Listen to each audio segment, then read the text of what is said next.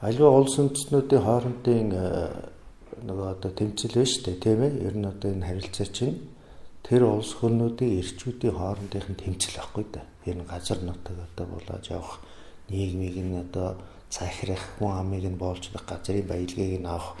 Энд чинь яг дайны хэлбэрээр юм уу нэг явагдана. Тийм ээ. Яг бодит одоо зэвсэг хэрэглээд байлдана. Нөгөөх нь бол санхүү эдийн засаг үзэл сурталын аргаар тухайн улс орноо эзэлж авч боолчилж одоо эрчүүдийг нь боолжилж эм сүхнүүдийг нь нийтэлж газар нутгийг нь авдаг одоо тийм дайн л болдог байхгүй да ер нь дайн.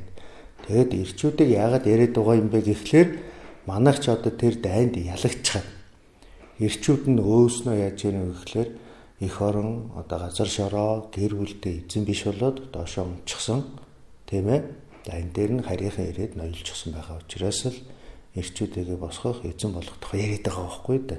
Эмэгтэйчүүдийг өргөж өгж жагаад эрчүүдийг нь унгаад нийгмээс нь шахаж жагаад баялаг эд хөрөнгийг авчдаг тийм гадны хүчтэй үзэл санаа. Одоо сэтгэхүйн дайны үзэл сурталын дайны одоо ийм элементүүд орж ирсэн учраас л эрчүүдийн тухай яриад байгаа. Энэ эрчүүд босох хэрэгтэй. Бидний хүч ирэхэд үндэстэн болж эх орондоо газар шоронд эзэн болох ёстой л гэж яриад байгаа байхгүй да.